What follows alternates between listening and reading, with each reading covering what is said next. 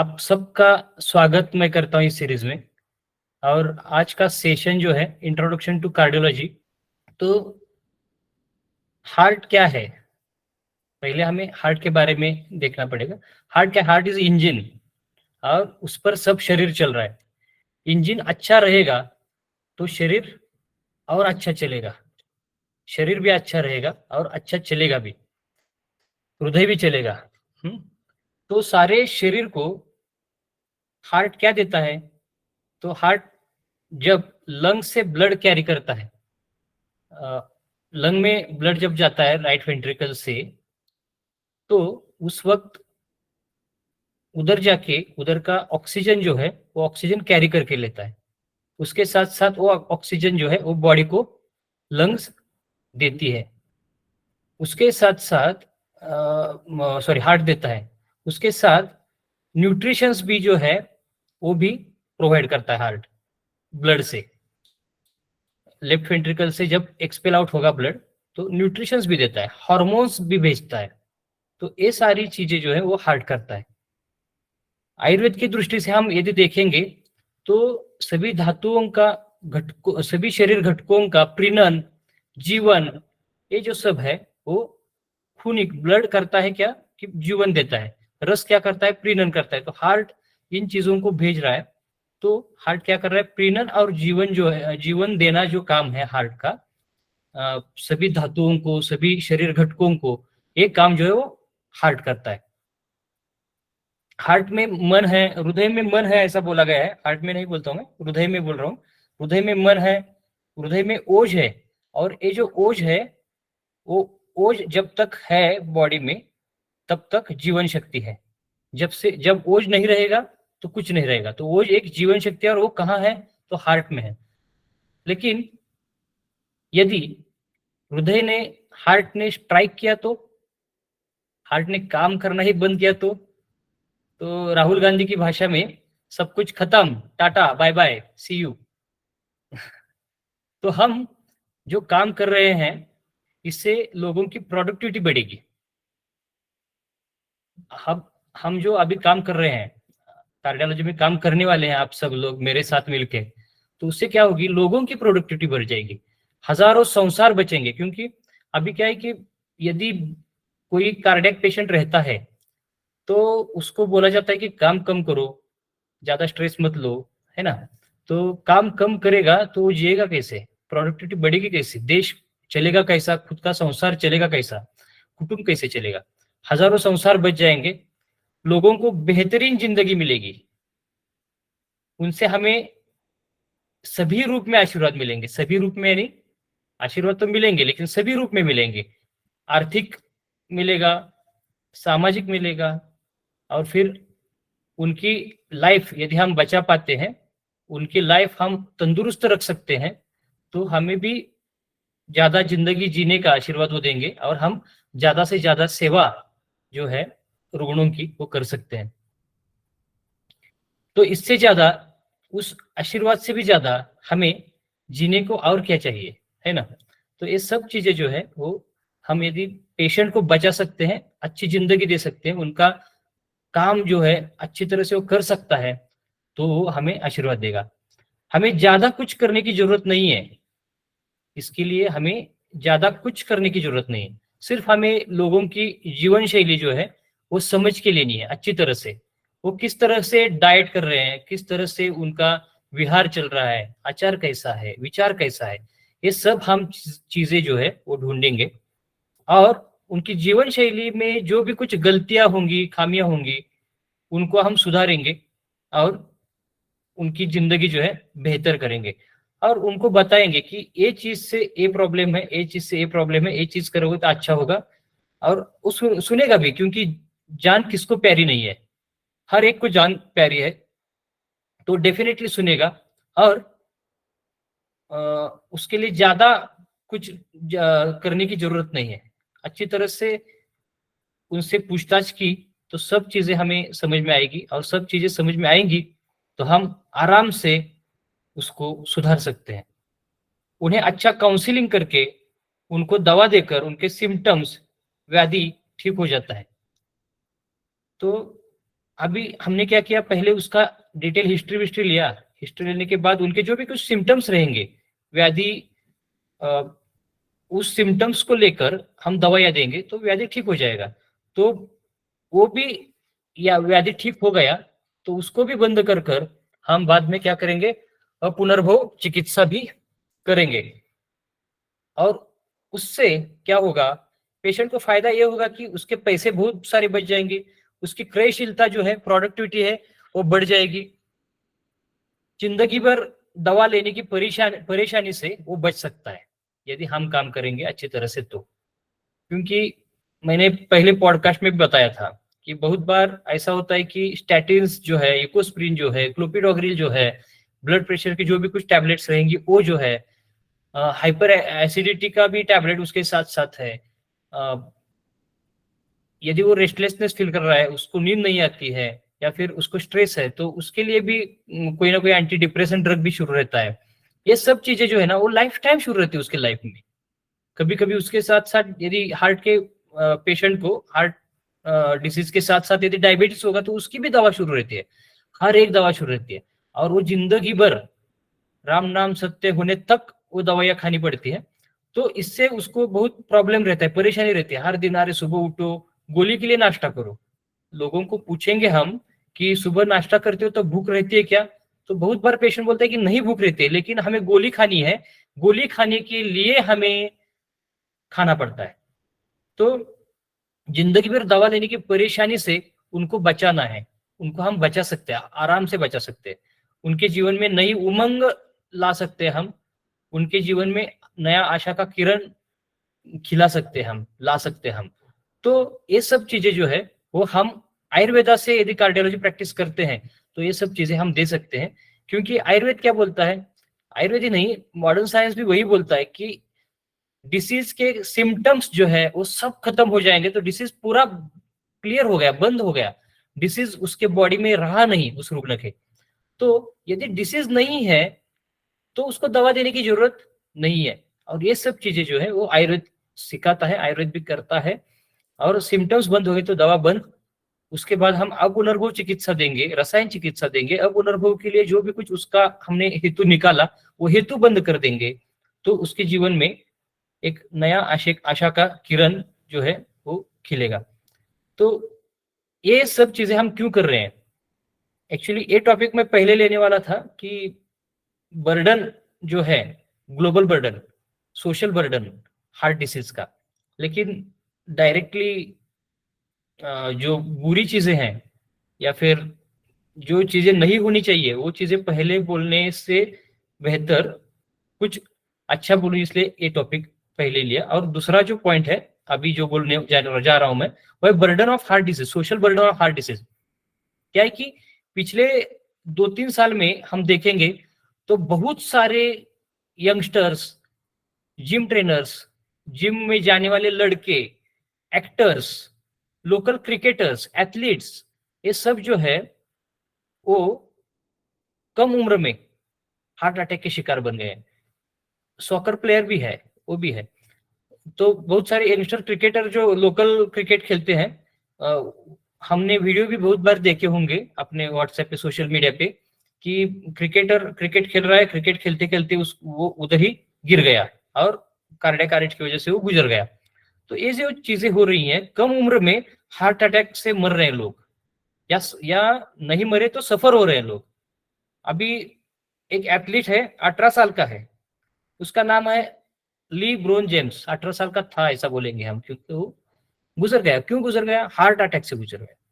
उम्र सिर्फ 18 साल, ये क्या उम्र है मरने की? फिर भी वो गुजर गया। और किससे? तो हार्ट अटैक से। 30 साल का जर्मनी का जो लिंडर, जो जिम ट्रेनर था, वो जिम ट्रेनर एक्सपायर हो गया। हम बोलते हैं कि अरे जिम ट्रेनर है, वो क्रिकेटर है, वो एथलीट है, वो कैसे मरे हार्ट डिसीज से? वो तो ज्यादा व्यायाम करता है, सब कुछ करता है। लेकिन वो व्यायाम करता है, एक्सरसाइज करता है, लेकिन यदि हम जिम में देखेंगे तो जिम वाले जो डाइट देते हैं उसमें बहुत सारा हाईली प्रोटीनियस डाइट रहता है। वो बोलते हैं कि 10-12 केले खाओ और एक्सरसाइज करो, हर दिन 10-12 अंडे खाओ, एक्सरसाइज करो, या फिर एक्सरसाइज करो, आधा किलो 1 किलो चिकन खाओ, हाई प्रोटीन डाइट रहते हैं, स्प्राउट देते हैं, तो इन सब चीजों से वो हजम कैसे हो पाएगा? और आप खा रहे हैं और खाने के बाद तुरंत व्यायाम कर रहे हैं, एक्सेसिव खा रहे हैं, एक्सेसिव प्रोटीन एक्सेसिव फैट्स ले रहे हैं आप, तो फिर हमारे अंदर कोई ना कोई तो प्रॉब्लम होता ही रहेगा। इन सब चीजों से डाइजेशन में जो प्रॉब्लम होगा, वो डाइजेशन की वजह से गैसेस बढ़ेंगे, गैसेस बढ़ेंगे, पेट साफ नहीं होगा, पेट फूलेगा, आधमान होगा, अना होगा, और उसके साथ साथ मोशन भी क्लियर नहीं हो रही है, तो प्रेशर बढ़ेगा, और प्रेशर बढ़ने के बाद, पेट का प्रेशर बढ़ने के बाद वो वायु जो है वो ऊर्ध्वगामित्व वायु को प्राप्त होगा, और वो ऊर्ध्वगामी हो गया तो उसको हम उदावर्त बोलते हैं। तो वो कार्डियक एक्टिविटी को रोकता है। कैसे रोकता है? तो जो हमारे चेस्ट और एब्डोमेन के बीच में डायफ्राम रहता है, और डायफ्राम जो है वो ऊपर नीचे होता रहता है, वो शॉक एब्सॉर्बर जैसा। और यदि हमारे पेट के गैस का प्रेशर अपने चेस्ट पे आ रहा है, डायफ्राम से हार्ट पे आ रहा है, तो हार्ट बीटिंग करना जो है वो कम करेगा, या कम नहीं करेगा, करेगा लेकिन अच्छी ताकत से नहीं करेगा, स्ट्रेंथ से नहीं करेगा, और उसकी वजह से बॉडी को ऑक्सीजन जो है, बॉडी को न्यूट्रिएंट जो है वो कम मिलेंगे। बॉडी को ऑक्सीजन कम मिल गया तो बॉडी को, और उसके साथ साथ कार्डियक मसल्स को भी, मायोकार्डियम को भी, और मायोकार्डियम को यदि हमें ऑक्सीजन कम मिल गया तो मायोकार्डियम रोएगा, उधर पेन होगा, उसको डिस्कम्फर्ट रहा है तो सांस लेने में तकलीफ हो जाएगी, डिज्निया होगा, उधर ऑक्सीजन नहीं मिल रहा है तो चेस्ट हेवीनेस भी रहेगा। ये सब चीजें जो है वो हो जाएगी, और उसकी वजह से ये सब यंगस्टर्स जो है, वो जिम ट्रेनर्स जो है, जो मर रहे हैं, इसकी वजह से मर रहे हैं, क्योंकि खाना जो है उनका बहुत प्रॉब्लमेटिक है, वो डाइजेस्ट अच्छी तरह से होता नहीं है, इतना सारा खाना खाएंगे तो। उसके साथ साथ अभी एक बोलते बोलते एक ध्यान में आया कि ब्रॉयलर का जो चिकन है वो ज्यादा खाया जाता है। अभी क्या है कि चिकन की कमतरता है, डिफिशियंसी है, सारे भारत देश में चिकन कम मिलता है, इसलिए ब्रॉयलर चिकन ज्यादा ब्रॉयलर मुर्गी जो है वो ज्यादा पैदा की जाती है, उसको ज्यादा बढ़ाया जाता है। वो जो मुर्गी है वो 45 दिन में तैयार हो जाती है। यदि 45 दिन से ज्यादा थोड़ा भी वो उस 45 दिन तक उसको नहीं काटा जाता तो 3-4 दिन में वो मर सकती है, क्योंकि उसको दिन रात लाइट में रखा जाता है, दिन में सनलाइट रहती है, रात में लाइट लगा के रखा जाता है, हमेशा वो खाती रहती है, उसको सिर्फ खाना दिया जाता है, सिर्फ खाती रहती है। कभी कभी ऐसा सुना है मैंने, मालूम नहीं, हार्मोन्स के इंजेक्शन दिए जाते हैं, स्टेरॉइड्स के इंजेक्शन दिए जाते हैं ताकि वो ज्यादा बढ़े, और वो 45 दिन में तैयार हो जाती है मुर्गी। उस मुर्गी को यदि हम काटेंगे, यदि कसाई काटता है, तो उस वक्त वो जो मुर्गी है, वो मुर्गी आराम से, जैसे मानो तरबूज काटता हो, ऐसे इतने आराम से वो काटता है। और हमारी देसी मुर्गी काटेगा ना ये यदि कोई कसाई, तो उसको तोड़ना पड़ता है, क्योंकि उसकी हड्डी टूटती नहीं है। यदि हम बॉयलर चिकन का हम यदि बोन दांत से तोड़ने का प्रयत्न करेंगे, हड्डी तोड़ने का प्रयत्न करेंगे, तो इजीली टूट जाती है। लेकिन यदि हम देसी मुर्गी का बोन जो है, हड्डी जो है, वो हम दांत से तोड़ना चाहेंगे तो अपने दांत टूट जाएंगे, लेकिन हड्डी नहीं टूटेगी। तो ऐसी मुर्गी हम खा रहे हैं। इस मुर्गी को हार्ट अटैक आता है। मैंने पूछा था एक बार, मेरा एक दोस्त था, वो बोल रहा था कि चलो पोल्ट्री शुरू करने वाला हूं मैं, तो मेरे साथ आओ, हम एक जगह पे जाएंगे और उधर देखेंगे पोल्ट्री कैसे शुरू करनी, उससे हम इंफॉर्मेशन लेंगे एक पोल्ट्री वाले से। तो मैं गया उसके साथ, वो बोला कि उसको जब हार्ट अटैक आता है ना मुर्गी को, तो वो 10-12 फीट ऊपर उड़ जाती है हार्ट अटैक की वजह से। वो 50 दिन से ज्यादा जी नहीं पाती, वो मरेगी। तो वो अपने शरीर में, आदमी के शरीर में क्या देगी? आदमी के शरीर में भी वही चीजें देगी जो उसके खुद के शरीर में है। वो अपने लोगों का ब्लड प्रेशर बढ़ाएगी, लोगों को कोलेस्ट्रॉल देगी, लोगों का डायबिटीज बढ़ाएगी, लोगों का कैंसर बढ़ाएगी, फीमेल्स में इनफर्टिलिटी का चांसेस ज्यादा बढ़ेगा, पीसीओडी बढ़ेगा, फाइब्रॉइड्स तैयार हो जाएंगे। ये सब चीजें जो है, ये चीजें ये बॉयलर का चिकन जो है वो करेगा। और जिम ट्रेनर जो है ये सब चीजें ले रहे हैं और इन चीजों पे ही उनका सब कुछ चल रहा है। हम यदि बोलेंगे ना कि डाइट आयुर्वेद वालों से लो, तो नहीं लेगा कोई। वो डाइटिशियन से लेगा, वो जिम ट्रेनर से लेगा। कैलोरी बेस्ड डाइट जो है या फिर फैट, प्रोटीन्स, कार्बोहाइड्रेट्स, इसका विचार करके जो डाइट दिया जाता है, वो डाइट जो है वो दोषों को नहीं देख के दिया जाता ना। एक्चुअली आपकी प्रकृति कौन सी है, आप यदि बीमार है तो कौन सा विकार है, कौन से दोष से वो बड़ा है विकार, ये चीजें जो है वो देखनी पड़ेगी ना हमें। और उसके बिना देखिए calorie based diet, carbohydrate, fat, proteins, ऐसा समझ के, ऐसा सोच के यदि हम डाइट ले रहे हैं, तो फिर वो डाइट हमारे दोषों के काम नहीं आएगा या फिर बीमारी ठीक करने के काम नहीं आएगा। पेशेंट बेड रिडन रहता है हॉस्पिटल में और उसको जूस से ज्यादा जूस जूस जूस जूस ऐसे दिया जाता है। एप्पल का जूस दिया जाता है, संतरे का जूस दिया जाता है, नारियल का पानी दिया जाता है, ये सब दिया जाता है। यदि सोचो हमें एप्पल खाना है, तो हम कितने एप्पल खा सकते हैं एक बार? ज्यादा से ज्यादा आधा एप्पल हम काटेंगे, आधा हमारे घर वालों को किसी को ना किसी को देंगे और आधा ही खा सकते हैं आराम से। ज्यादा से ज्यादा एक खाएंगे। लेकिन यदि जूस पीना है ना, तो हमें 2-3 एप्पल्स लगते हैं एक ग्लास जूस बनने में। और वो ग्लास जो है वो आराम से हम पी सकते हैं। लेकिन एक एप्पल हम ऐसे खाएंगे चबा के तो जाता नहीं, हमें लगता है कि अरे पेट भर गया। लेकिन यदि ग्लास भर भी जूस पिया तो नहीं लगता है कि पेट भर गया। उसमें 2-3 एप्पल रहते हैं। अपना अग्नि जो है ना, अग्नि उसको पचा नहीं सकता, हजम नहीं कर सकता। इसलिए शर्काचार्य ने बताया कि जो यंत्र पे बनाया हुआ रस है, इक्षु का रहेगा या फिर फ्रूट्स का रहेगा, वो मत लो, क्योंकि वो क्या है, आम तैयार करेगा, अग्निबांधे भी तैयार करेगा और उसके साथ साथ डाइजेशन को तकलीफ देगा। और डाइजेशन को तकलीफ देगा तो हमारी डाइजेस्टिव सिस्टम जो है खराब हो जाएगी। और डाइजेस्टिव सिस्टम खराब हो गई तो रोगा सर्व्यापी मंदाग्नो व्याधि हो जाएंगे, गैस बढ़ जाएगा। इसमें भी हार्ट को हम ला सकते हैं संप्राप्ति में, है ना, संप्राप्ति हम आराम से जोड़ सकते हैं।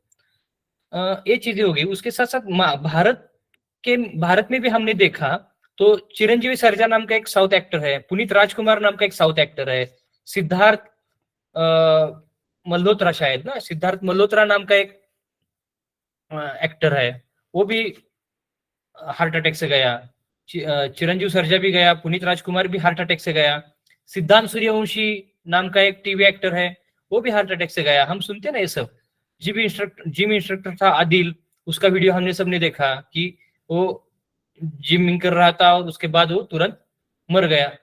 तो ये सब चीजें जो है, अपना प्रोडक्टिविटी का एज है, यंग एज है, और इस यंग एज में ये सब लोग जो है मर रहे हैं। हम सिर्फ अभी ये सेलिब्रिटी देखा, हमने बोला सेलिब्रिटी के बारे में, लेकिन सामान्य लोगों में भी, सामान्य यंगस्टर जो है, जो गांव में शहरों में रहते हैं, जो सामान्य है, जो सेलिब्रिटी नहीं है, वो भी मर रहे हैं। क्यों मर रहे हैं? इसकी वजह से मर रहे हैं क्योंकि उनका जो डाइट है, वो डाइट में प्रॉब्लम है, एक्सरसाइज बंद है, मोबाइल, सोशल मीडिया, ये सब चीजों को देखने की वजह से एक्सरसाइज बंद है, खेलना बंद है, और खाना कुछ भी है। पुणे, मुंबई, कोलकाता या फिर चेन्नई या फिर जो भी कुछ बड़े बड़े शहर रहेंगे, वहां पर पति और पत्नी दोनों भी जॉब पे जाते हैं, इंजीनियर रहते हैं, आईटी प्रोफेशनल रहते हैं, दोनों भी जॉब पे जाते हैं। और हर दिन शाम को आते वक्त पार्सल लेके आते हैं खाने का, क्योंकि वो जॉब पे जाते हैं, काम करते हैं, थक जाते हैं, घर में कब जाके खाना बनाए, इसलिए वो खाना लेके आते हैं। और सैटरडे संडे को छुट्टी रहती है, हफ्ते भर काम करते हैं इसलिए वो पार्सल लेके आते हैं, और सैटरडे संडे को छुट्टी रहते हैं, इसलिए छुट्टी रहती है इसलिए बाहर का खाते हैं। यानी एक दिन भी घर का खाना नहीं होता है, होटल का खाना रहेगा, फास्ट फूड रहेगा, पनीर भी नहीं रहेगा, चीज भी ज्यादा जो है ऐसी चीजें रहेंगी, ज्यादा मसाले वाला रहेगा, ज्यादा पंजाबी रहेगा, ये सब डाइट ज्यादा खाएंगे, और उसकी वजह से भी ये सब बीमारियां हो रही हैं। नॉनवेज खाना जो है, हमारे पिताजी के जमाने में या दादाजी के जमाने में हम यदि देखेंगे तो नॉनवेज कभी कभार होता था, महीने में एक बार लाएगा तो त्योहार मनाया जाएगा, ऐसी चीज थी। लेकिन आज अभी क्या हो रहा है, हफ्ते में 3-3 बार, 4-4 बार, हफ्ते में 7-7 दिन चिकन, मटन, फिश सब खाया जाता है। होटल में न जाएगा वो, उसको हम जो नहीं जाता है उसकी हम उसको बुरा कहते हैं, कुछ भी बोलते हैं। लेकिन जो होटल में जाता है वो प्रेस्टिजियस बन जाता है।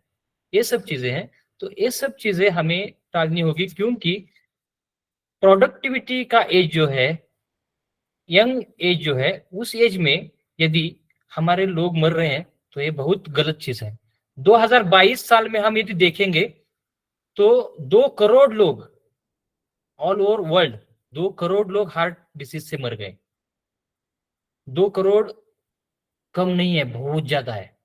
तो 2 करोड़, 31% ऑफ ग्लोबल डेथ जो है उसका कारण जो है वो हार्ट अटैक है। हार्ट अटैक 31% जो डेथ्स होती है, 100% में कि 31% डेथ जो है हार्ट अटैक से हो जाती है।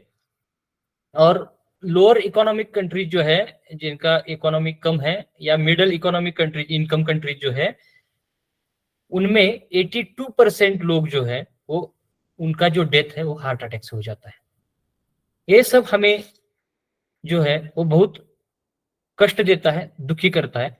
इसलिए हमें इस पर काम करना है। इंडिया में 35 to 64 जो प्रोडक्टिविटी का एज है, क्रियाशीलता का एज है, उस एज ग्रुप के सबसे ज्यादा मरने वाली संख्या जो है वो इंडिया में वो हार्ट अटैक से है। तो देश पीछे जाएगा, अपना कुटुंब पीछे जाएगा, अपना संसार पीछे जाएगा, और क्रय शक्ति नाश हो जाएगी देश की। ये सब अच्छा नहीं है ना। इसलिए हमें आयुर्वेदिक कार्डियोलॉजी से उन लोगों के पास ये सब लेके जाना है, उनको बचाना है, उनकी लाइफ में कुछ अच्छा देना है। आधुनिक शास्त्र उनके नॉलेज के हिसाब से, उनके रिसर्च से, बहुत सारे नए नए रिसर्च करता रहता है। आधुनिक शास्त्र के लोग करते रहते हैं। उनका नॉलेज जो है वो बेस्ट है, कोई प्रॉब्लम नहीं है। उन्हें खुद जो रिसर्च है वो करके देखने पड़ रहे हैं, क्योंकि उनका कोई हिस्ट्री नहीं है पुराना, जैसे हमारी हिस्ट्री है कि हमारे ऋषि मुनि, हमारे आचार्य जो है उन्होंने ग्रंथ बनाए, लेकिन उनका कुछ नहीं है। इसलिए वो खुद कष्ट करते हैं, काम करते हैं, खुद को उनको कमाना पड़ता है, खुद को सब चीजें जो है वो अर्जित करने को लड़ना पड़ता है। लेकिन आयुर्वेद के चिकित्सकों के लिए ऋषि मुनि ने, आचार्यों ने ये सब चीजें अच्छी तरह से अपने ग्रंथ में लिख के रखी है, और उस सूत्रों में अच्छी तरह से बांध कर रखी है। उसकी ज्ञान माला बना के रखी है आचार्यों ने उन सूत्रों की। और हमें हमें ज्यादा कुछ करना ही नहीं है उसकी वजह से। जैसे कि मॉडर्न के लोग सब चीजें करते हैं, उनको रिसर्च करना पड़ता है, उसको उनको नॉलेज अर्जित करना पड़ता है, लेकिन हमें ये सब करना नहीं है। हमें सिर्फ जो हमें आचार्य ने जो सूत्रों की ज्ञान माला रच कर रखी है, उसको सिर्फ हमें अप्लाई करना है, बाकी कुछ नहीं करना है। वो चीजें जो है वो हमें कैसे अप्लाई करनी है, तो एक सेकेंड।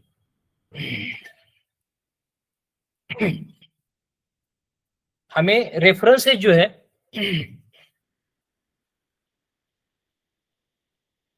रेफरेंसेस ढूंढना है, और उनको अच्छी तरह से रीड करना है।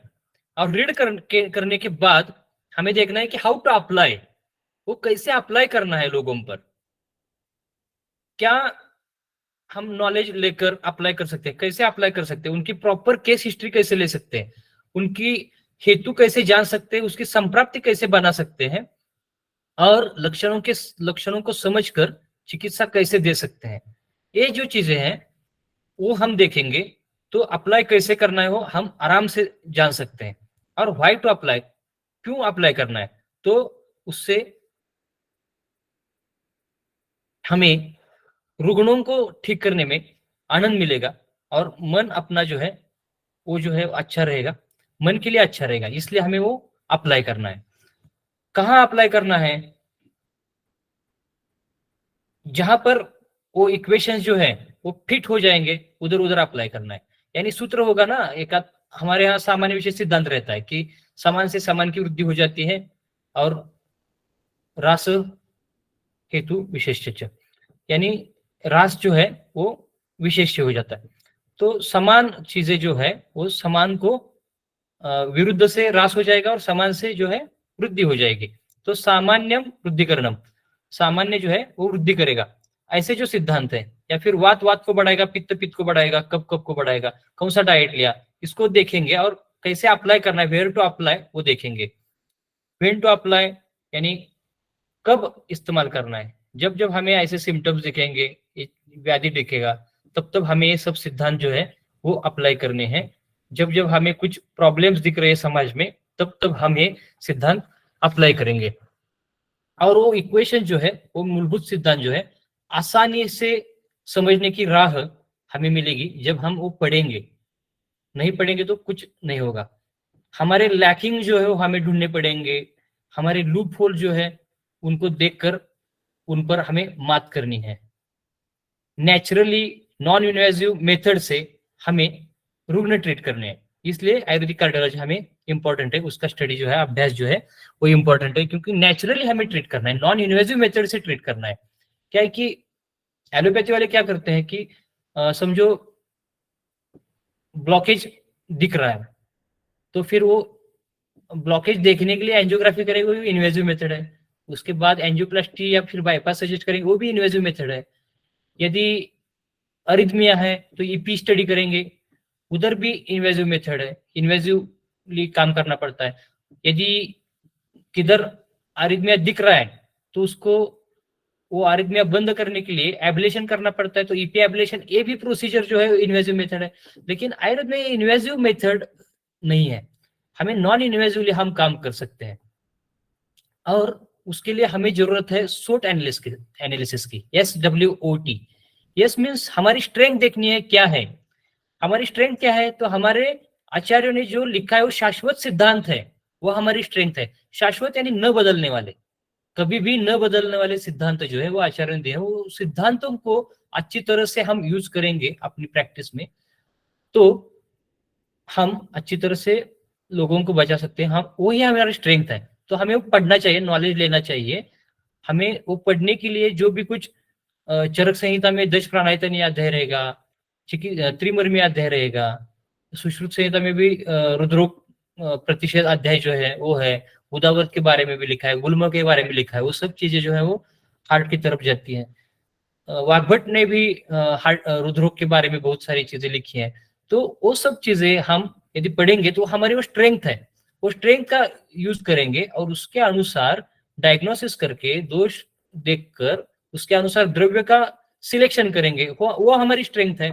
उस स्ट्रेंथ के यहाँ पर देखो आप, हम क्या करते हैं कि घबरा जाते हैं, हार्ट अटैक आएगा तो क्या होगा, अरे उनकी दवा बंद कर दी और हार्ट अटैक आ गया, एलोपैथी की दवा बंद कर दिया और हार्ट अटैक आ गया तो क्या करेंगे, है ना, ऐसे डर जाते हैं। लेकिन हम हमारे स्ट्रेंथ को नहीं देखते हैं। हमारी स्ट्रेंथ देखें, 150 साल पहले क्या था, कुछ नहीं था ना, हमारा आयुर्वेद था। तो उस वक्त यही चीजें सब यूज हो जाती थी। इसलिए हमें हमारी स्ट्रेंथ देखनी है, हमारे वीकनेसेस भी देखना है। ऐसा नहीं है कि सब चीजें हम कर सकते हैं, खुद हम कर सकेंगे, ऐसा नहीं है। कुछ चीजों के लिए हमें मॉडर्न साइंस पर भी निर्भर रहना पड़ता है और पढ़ना चाहिए भी कभी कभी, क्योंकि लोगों की जान हमारे लिए बहुत ज्यादा इंपॉर्टेंट है। तो वो जो अपनी वीकनेस है, वो वीकनेसेस को हम नॉलेज से भी, नॉलेज बढ़ाकर भी वीकनेस पर मात कर सकते हैं, लेकिन कभी कभी हमें उनकी भी जरूरत है, तो उसके बारे में भी हमें सोचना पड़ेगा।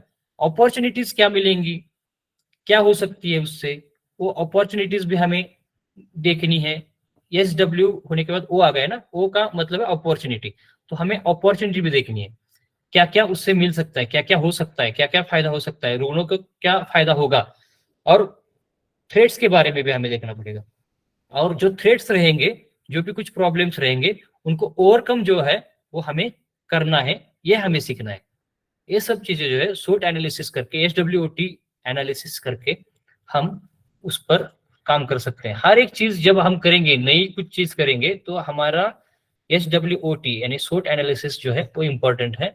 वो चीज हम अच्छी तरह से कर सकते हैं क्या, नहीं कर सकते हैं, ये सब, और कर नहीं सकते तो क्या करना चाहिए और उसकी वजह से ये हो जाएगा, ये सब जो है हम SWOT एनालिसिस से अच्छी तरह से कर सकते हैं। आधुनिक शास्त्र जो है वो सीएडी यानी कोरोनरी आर्टरी डिसीज को, एथेरोस्क्लेरोटिक प्लाक ब्लॉकेज जिसको हम बोलते हैं, एथेरोस्क्लेरोटिक प्लाक को, है ना, थ्रोम्बस, एम्बोलिज्म, एंडोथेलियल डिसफंक्शन, इस हिसाब से कोरोनरी आर्टरी डिसीज को देखता है।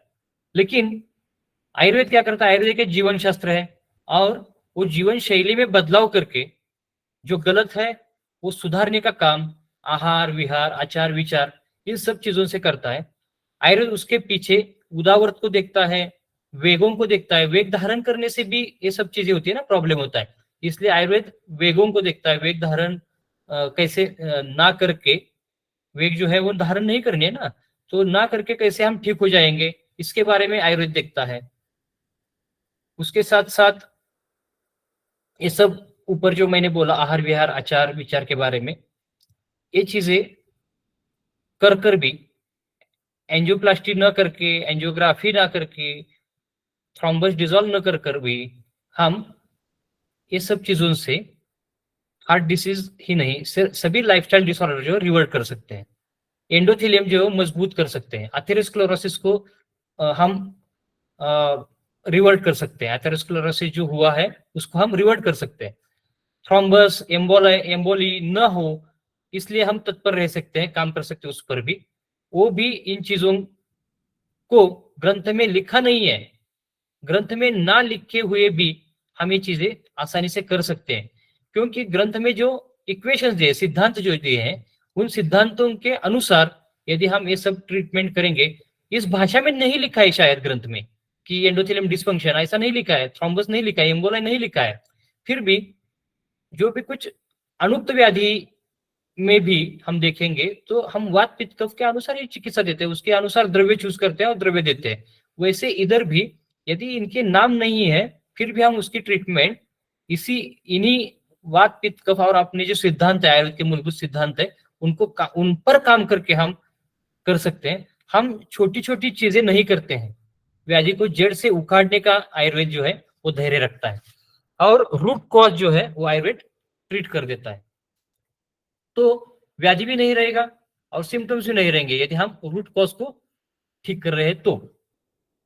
आधुनिक शास्त्र के चिकित्सक जो है वो क्या करते हैं? तो कोलेस्ट्रॉल बढ़ा है तो स्टैटिन्स देंगे, क्लॉट होता है तो इकोस्प्रिन देंगे, पतला हो गया खून, ब्लीडिंग हो रहा है तो उधर उसको गाढ़ा बनाने के लिए ट्रीटमेंट देंगे, ब्लॉकेज है तो मार्ग बदलेंगे, एंजियोप्लास्टी करेंगे। बीपी बढ़ता है तो हृदय के स्नायुओं को मिलने वाला जो कैल्शियम है वो कैल्शियम चैनल्स को ब्लॉक करके कैल्शियम देना बंद करेंगे, ताकि हार्ट जो है वो ज्यादा फास्ट पंप ना करे, ज्यादा से ज्यादा ब्लड जो है पंप ना करे, क्योंकि आफ्टर लोड बढ़ेगा तो बीपी बढ़ेगा।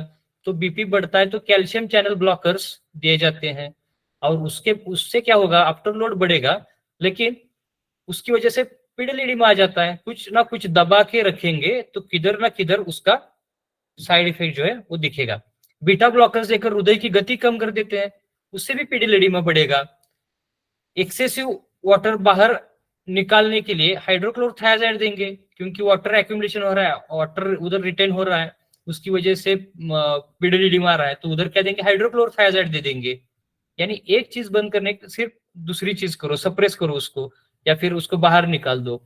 वाटर और साल्ट रिटेंशन जो है रेनिन एंजियोटेंसिन मैकेनिज्म में हम देखेंगे तो एंजियोटेंसिन का कन्वर्जन एंजियोटेंसिन 1 का 2 में हो जाएगा, तो उधर वो होने के बाद साल्ट का रिटेंशन, वाटर का रिटेंशन हो जाता है, उधर एक्यूमुलेशन हो जाता है और स्वेलिंग आ सकता है, पिडल बढ़ सकता है और उसकी वजह से ब्लड प्रेशर बढ़ सकता है। तो उधर एस इनहिबिटर्स दिए जाते हैं। उसके बाद अल्डोस्टेरोन तैयार हो जाता है, तो अल्डोस्टेरोन ना तैयार हो जाए इसलिए अल्डोस्टेरोन रिसेप्टर ब्लॉकर्स दिए जाते हैं, क्योंकि अल्डोस्टेरोन भी वही काम करता है, साल्ट और वाटर को रिटेंशन करना, एक्यूमुलेट करना। तो उसकी वजह से पिडल इडिमा आ सकता है, ब्लड प्रेशर बढ़ सकता है, इसलिए उधर दे रहे हैं अल्डोस्टेरोन रिसेप्टर ब्लॉकर्स। तो ये जो प्रिल फैमिली, साल्टन फैमिली जो है वो दे रहे हैं। तो ये चीजें जो है मॉडर्न साइंस करता है। वॉल्वुलर हार्ट डिसीज है तो वॉल्वुलोप्लास्टी कर दो, ये करता है। लेकिन हम ये सब कुछ किए बिना शरीर धर्म के साथ सब कुछ ठीक कर देते हैं। ये कुछ नहीं करते, हम स्टैटिन्स नहीं देंगे, हम कैल्शियम चैनल ब्लॉकर्स नहीं देंगे, हम बीटा ब्लॉकर्स नहीं देंगे, फिर भी शरीर के साथ हम शरीर के किसी भी अच्छी चीजों को या फिर शरीर को धक्का बिना लगाए, शरीर को तकलीफ बिना दिए हम ये सब ठीक कर देते हैं। किन चीजों से? वही सिर्फ आयुर्वेद के सिद्धांत की वजह से। बाकी कुछ नहीं देखना है हमें। जो मैंने बोला, हम उधर सिर्फ वात पित्त कब देखते हैं। बीपी बढ़ता है तो हम उधर रस वृद्धि हुई है, कफ वृद्धि हुई है, क्लेद वृद्धि हुई है क्या, ये देखते हैं। वो बड़ा होगा तो भी ब्लड प्रेशर बढ़ा रहेगा, बढ़ेगा। और हमें क्लेद का नाशन करने के लिए, रस धातु बढ़ा है तो रस धातु कम करने के लिए, कफ दोष बढ़ा है तो कफ को कम करने के लिए हमें, यदि हम ट्रीट करेंगे उसके हिसाब से, तो वो ठीक हो जाता है, ब्लड प्रेशर अपने आप कम हो जाता है। यदि वात वृद्धि के कारण, शीतता रुक्षता के कारण, शीतता और रुक्षता के कारण उधर ब्लड प्रेशर बढ़ा है, शीतलता और रुक्षता क्या करेगी? वेसल्स का कॉन्स्ट्रिक्शन कर सकती है, शीतलता और रुक्षता। तो उसमें वात दोष बढ़ा है, तो या फिर अपतर्पण से, यदि ब्लड प्रेशर बढ़ा है वात वृद्धि से या फिर अपतर्पण से, तो हम उधर वात शामक चिकित्सा देंगे और उसको ट्रीट कर देंगे। उधर घी का इस्तेमाल करेंगे, तेल का इस्तेमाल करेंगे और उसको ट्रीट करेंगे। यदि कोई मानसिक समस्या के कारण हो रहा है, चिंता के कारण यदि उधर ब्लड प्रेशर बढ़ रहा है, तो हमें चिंता ना करने के लिए या चिंता कम होने के लिए मेडिटेशन, योगा, प्राणायाम, योग प्राणायाम का बहुत सारा महत्व है। वो चीजें भी हम उनको बता सकते हैं। उसके साथ साथ जो भी कुछ दवाइयां जो है मानसिक विकार पे जाने वाली, जटामांसी का फांट रहेगा, ऐसी चीजें हम दे सकते हैं पेशेंट को, और पेशेंट को अच्छी तरह से ट्रीट कर सकते हैं। और हमेशा के लिए ट्रीट कर सकते हैं, थोड़ी देर के लिए नहीं, और कुछ दबा के नहीं। नहीं तो एक काम करने जाओ और दूसरा कोई साइड इफेक्ट उससे बढ़ जाएगा। ऐसी चीजें आयुर्वेद से होती नहीं है। कोलेस्ट्रॉल बढ़ता है तो आहार विधि विधान, पथ्यापथ्य कल्पना, व्यायाम, योगासन और लक्षणों के हिसाब से जो भी कुछ दवाइयां होंगी, मेडिसिन होंगी, वो हम देंगे, तो वो आराम से ठीक हो जाता है बिना कुछ सप्रेस किए। कोई भी सप्रेस करने की जरूरत नहीं, किसी चीज को बंद करने, दबा कर दूसरी चीज बढ़ाने की जरूरत नहीं है आयुर्वेद से। इसलिए हमें आयुर्वेदिक कार्डियोलॉजी जो है वो ज्यादा महत्वपूर्ण है। क्लॉट न हो इसलिए भी हम काम कर सकते हैं, और क्लॉट एंडोथेलियम डिसफंक्शन जो है वो बंद कर सकते हैं हम, दूर करने के लिए भी ऊपर की चीजें इस्तेमाल कर सकते हैं हम। एक्सरसाइज जो है, योगासन जो है, प्राणायाम जो है, पथ्य कल्पना जो है, इससे भी एंडोथेलियम डिसफंक्शन जो है बंद हो सकता है। और आने वाले जो हार्ट अटैक है उसको हम रोक सकते हैं, बहुत कम कर सकते हैं। रोकना हो सकता है लेकिन बहुत कम भी कर सकते हैं। वॉल्वुलर डिसीज में भी वही प्रोसेस जो है अभी जो बोला मैं, वही प्रोसेस हम फॉलो करेंगे तो अच्छी तरह से हम ट्रीट कर सकते हैं लोगों को। वात पित्त और कफ और ये सब चीजें ही देखकर हमें करना है ना, बाकी कुछ देखना ही नहीं है। इतना सब आसान हमारे शास्त्रकारों ने, आचार्यों ने हमें सब कुछ दिया है। ऑटो इम्यून डिसऑर्डर्स जो है वो हम अच्छी तरह से ट्रीट कर सकते हैं। HLA-B27 का पेशेंट पॉजिटिव होगा वो नेगेटिव बन सकता है। HBS AG का जो ऑस्ट्रेलिया एंटीजन का जो पेशेंट है वो भी पॉजिटिव रहता है, तो वो भी नेगेटिव हम कर सकते हैं हमारी दवाइयों से। सोरियासिस को भी ऑटो इम्यून डिसऑर्डर बोला है, वो भी हम ट्रीट कर सकते हैं। AMH वैल्यू कम हो गई है फिर भी प्रेगनेंसी रह सकती है। PCOD है, PCOS है, फिर भी प्रेगनेंसी रह सकती है। ये सब चीजें हम कर सकते हैं, तो हृदरोग क्यों नहीं हम ट्रीट कर सकते? हृदरोग भी 100% हम आसानी से ट्रीट कर सकते हैं। सिर्फ हमें हमारा जो नॉलेज है उसको इस्तेमाल करना है। वो सब चीजें हम इस्तेमाल करेंगे ना तो 100% हम हृदरोग भी ट्रीट कर सकते हैं। जब हम कॉलेज के समय में सीखते थे, कॉलेज में जब हम सीखते थे तो बोलते थे इससे सब ठीक हो सकता है, और हम हंसते थे, अरे कैसे होगा ये सब, आयुर्वेद से ये इतनी बड़ी बीमारी आयुर्वेद से ठीक हो जाएगी, और हम हंसते थे और छोड़ देते थे। मन में डर था या वो डर पैदा किया गया था, और आत्मविश्वास जो है ना हमारा कमजोर था। इसलिए ये सब चीजें हो रही थी। लेकिन हमने यूज करने का साहस नहीं किया। वो साहस अब करने का है। अब साहस हमें करने का, ये सब चीजें जो है तो इस्तेमाल करने के लिए साहस करने का है। हम साहस करेंगे तो सब कुछ ठीक हो जाएगा। मैंने ये जो ग्रंथ में लिखा है वो प्रूव करके देखा है, प्रूव होता है ये देखा है। और आपको इन चीजों से फेस नहीं करना है, सिर्फ आपको वो यूज करना है। रिजल्ट्स अपने आप आ जाएंगे। 100% रिजल्ट्स आने वाले हैं। रिजल्ट्स आते ही हैं, कोई प्रॉब्लम नहीं रहता है, कोई दिक्कत नहीं रहती उसमें। और ज्यादा महंगे रसकल्प की, सुवर्ण कल्प की भी जरूरत हमें पड़ती नहीं है। इससे हम हमारे लिमिटेशंस भी हमें देखना होगा। मैंने बीच में बोला कि कभी कभी प्रॉब्लम रह जाता है तो रुग्ण की जान हमें महत्वपूर्ण है। तो हमें उस वक्त हमारे लिमिटेशंस भी देखना है। कभी कभी मॉडर्न साइंस का भी साथ हमें लेना पड़ सकता है, तो वो भी लेंगे, क्योंकि मॉडर्न साइंस की दृष्टि से, हमारी दृष्टि से सब सीखेंगे तो हमें समझेगा, और उनके साथ साथ यदि चलेंगे ना तो रुग्णों को भी अच्छा रहेगा। हमारे पास सबसे बड़े दो अस्त्र है। एक अस्त्र जो है अपुनर्भव, अपुनर्भव चिकित्सा जो है ना, वो हमारा बहुत बड़ा अस्त्र है। वो अपुनर्भव कैसे करते हैं, वो बार बार मैंने बोला ही है। प्रत्यापत्य, प्रत्यापत्य कल्पना जो है अच्छी तरह से हम पालेंगे, संभालेंगे, तो रसायन चिकित्सा देकर भी हम पुनर्भव चिकित्सा जो है कर सकते हैं। उसके साथ साथ दूसरा जो है वो बीच में मैं बोला कि हाँ, अपुनर्भव के बारे में और एक चीज मुझे बोलनी है कि यदि एंजियोप्लास्टी करेंगे ना पेशेंट की, तो एंजियोप्लास्टी के जगह पर भी इंस्टेंट रिस्टेनोसिस हो सकता है बाद में। यानी जहां स्टेनोसिस था उधर एंजियोप्लास्टी कर दिया, लेकिन फिर भी उधर रिस्टेनोसिस हो सकता है।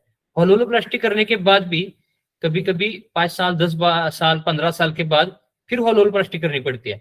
लेकिन यदि उधर हम वात पित्त कफ देखकर उनको अच्छी तरह से डाइट फॉलो करने को बोलेंगे ना, पेशेंट को अच्छी तरह से, ये डाइट आप अच्छी तरह से लेंगे तो प्रॉब्लम नहीं रहेगा, ये लेंगे तो प्रॉब्लम रहेगा, ऐसी चीजें जब हम पेशेंट को बोलेंगे तब, और यदि वो अच्छी तरह से संभाल रहा है, परहेज कर रहा है, तो फिर उसको अपुनर्भव 100% होगा, उसको ये तकलीफें नहीं रहेगी। इसलिए आयुर्वेद जो है वो बहुत अच्छा अस्त्र लेके तैयार है, जिसका नाम है अपुनर्भव चिकित्सा, और वो कैसी करनी है आयुर्वेद जानता है। उसके साथ साथ मैंने एक चीज बीच में बोली थी कि नॉन इन्वेजिव ट्रीटमेंट हम करते हैं। यदि कोई ज्यादा प्रॉब्लम नहीं तो नॉन इन्वेजिव तरीके से सिर्फ मेडिसिन देके हम रुग्णों को, हार्ट के रुग्णों को अच्छी तरह से ट्रीट कर सकते हैं। और कभी कभी बस्ती बिस्ती देना पड़ता है तो वो मिनिमल इन्वेजिव मेथड है, लेकिन हमें इन्वेजिव मेथड की ज्यादा जरूरत पड़ती नहीं है।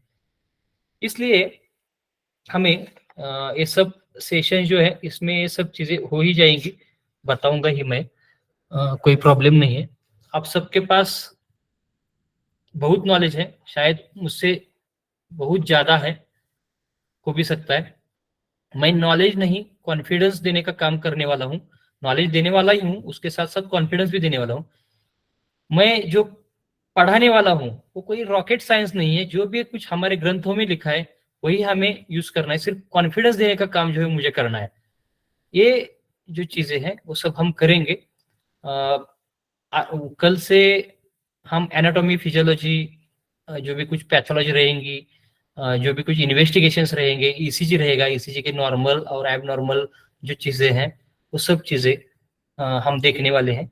उसके साथ साथ जो भी कुछ मॉडर्न इन्वेस्टिगेशंस है वो देखेंगे।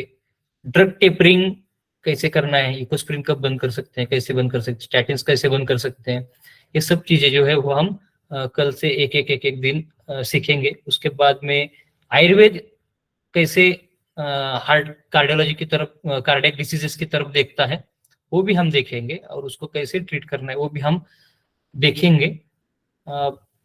पुनर्भव चिकित्सा, दैवपाश्रय चिकित्सा कितनी महत्वपूर्ण है, रसायन चिकित्सा कितनी महत्वपूर्ण है, कौन से दोषों के अनुसार कौन सी चिकित्सा देनी है, सब चीजें जो है आने वाले लेक्चर्स में हमें पढ़ने को मिलेंगी, और वो सब हम देंगे। सर, विशाल गुप्ता जी का क्वेश्चन है कि बीपी की प्रॉब्लम किडनी पर आ जाए तो किस को ट्रीट करना चाहिए? यदि बीपी का प्रॉब्लम किडनी पे आता है तो क्या प्रॉब्लम है वो भी देखना पड़ेगा, और दोनों की ट्रीटमेंट एक साथ कर सकते हैं हम।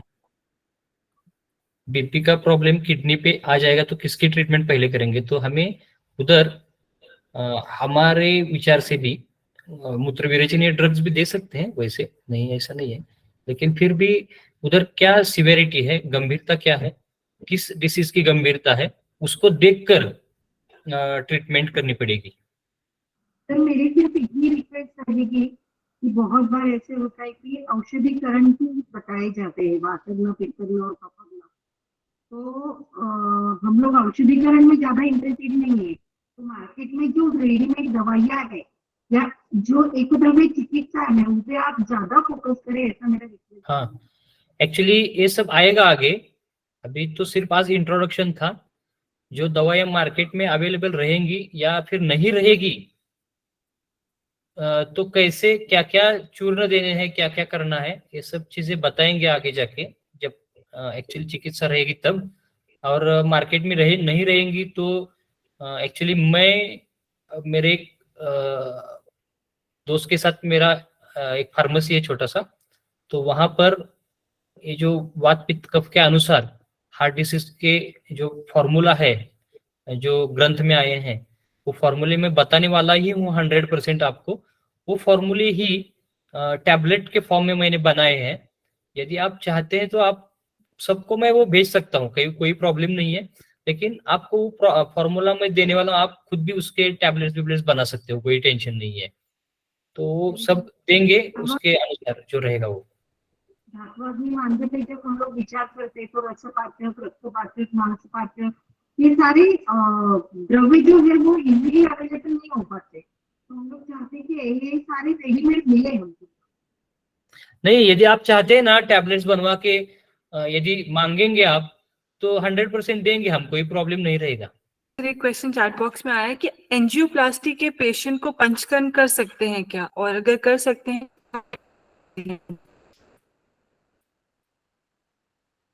एंजियोप्लास्टी के पेशेंट को पंचकर्म कर सकते हैं क्या, यदि उसको जिस पंचकर्म की जरूरत है वो पंचकर्म हम, यदि वो उसके लिए फिट है तो हम कर सकते हैं। यदि उसमें भीरुत्व नहीं है, वो डरता नहीं है, वो अच्छी तरह से, अभी उसकी एंजियोप्लास्टी होके गई है लेकिन अभी वो फिट है, उसका मॉडर्न के हिसाब से ब्लड प्रेशर वगैरह सब चीजें देखेंगे ही, लेकिन उसका एज क्या है, वो बाल है या वृद्ध है, अभी बीमार है या अभी अच्छा है, उसकी मानसिक हालत, शारीरिक हालत कैसी है, अच्छी है या बुरी है, ये सब चीजें देखकर हम पंचकर्म कर सकते हैं। एंजियोप्लास्टी है इसलिए पंचकर्म करना नहीं है ऐसा कुछ नहीं है। यदि उसका कोई वात डिसीज रहेगा तो उसको हम आराम से बस्ती दे सकते हैं, उसको वमन भी करवा सकते हैं यदि कोई उसको प्रॉब्लम रहेगा कब का, लेकिन वो अच्छी तरह से फिट है सबके लिए। जो चीजें ग्रंथ में बताई गई है कि किसको नहीं करना है पंचकर्म, किसको करना है, ये सब चीजों में वो क्राइटेरिया में यदि वो बैठता है तो हम 100% यूज कर सकते हैं, कोई टेंशन नहीं है, पंचकर्म हम कर सकते हैं। और एक प्रश्न है शायद विशाखा महावन मैडम, विशाखा महावन मैडम का, कि रसकल्प की ऑथेंटिसिटी कैसे पता कर सकते हैं। हाँ, मेरे क्लिनिक में मैं ज्यादा रसकल्प यूज वैसे नहीं करता, लेकिन करता हूं तो उनका करता हूं जो मुझे भस्म परीक्षण के लिए देगा, मैं उसका परीक्षण करता ही हूँ। वो रेखा पूर्णत्व है क्या, फिर निश्चंद्रत्व है क्या, और मैं पानी ग्लास में लेकर देखता हूँ कि उसका वारी तरत्व है क्या। वो यदि तैरता है ऊपर भस्म, तो उसका वो रसकल्प जो है वो हमें यूज करने में कोई प्रॉब्लम नहीं है। लेकिन यदि वो भस्म जो है वो डूबता है पानी में, तो हमें 100% उसको यूज नहीं करना है। तो ये चीजें हमें रसकल्प के बारे में देखना है। तो ऑथेंटिसिटी के लिए हमारी पहचान की फार्मेसी होनी चाहिए। बहुत सारी फार्मेसी जो है अभी तो उसमें बहुत प्रॉब्लम्स है, हमें देखना ही है कि सचमुच उसका शोधन अच्छी तरह से हुआ है कि नहीं। इसलिए अपनी पहचान वाली जो फार्मेसी रहेगी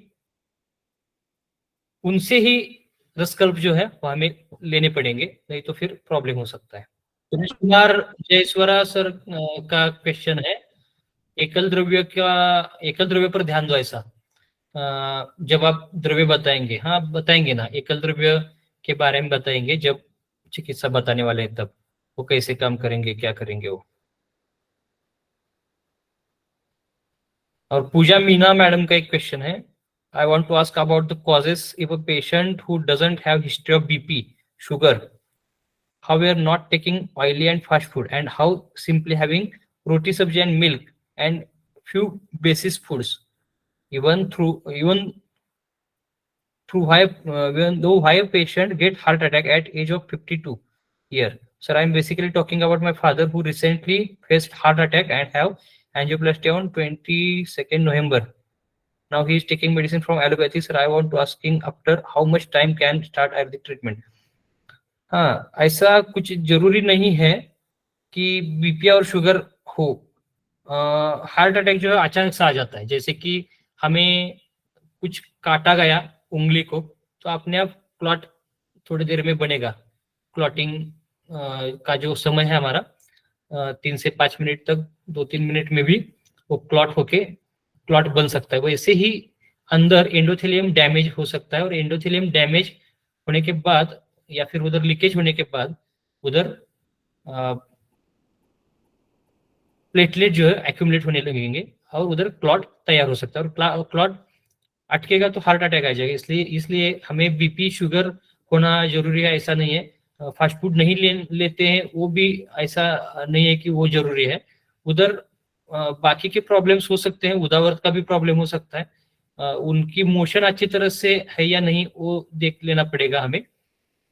हम अभी भी ट्रीटमेंट स्टार्ट कर सकते हैं, आयुर्वेदिक की ट्रीटमेंट, देरी करने की कोई जरूरत नहीं। जैसे आपने पूछा कि कब ट्रीटमेंट स्टार्ट करनी है, तो हम अभी भी ट्रीटमेंट स्टार्ट कर सकते हैं, कभी भी ट्रीटमेंट स्टार्ट कर सकते हैं। सिर्फ हमें उनके सिम्टम्स जो है वो देखने पड़ेंगे कि अभी उनका पेट साफ होता है, उनकी मोशन अच्छी तरह से होती है क्या, उनको गैसेस होते हैं क्या, या फिर वो ज्यादा स्ट्रेस लेते हैं क्या। अपतर्पण की वजह से भी उधर प्रॉब्लम होता रहेगा समझो, तो वो भी हमें देखना पड़ेगा।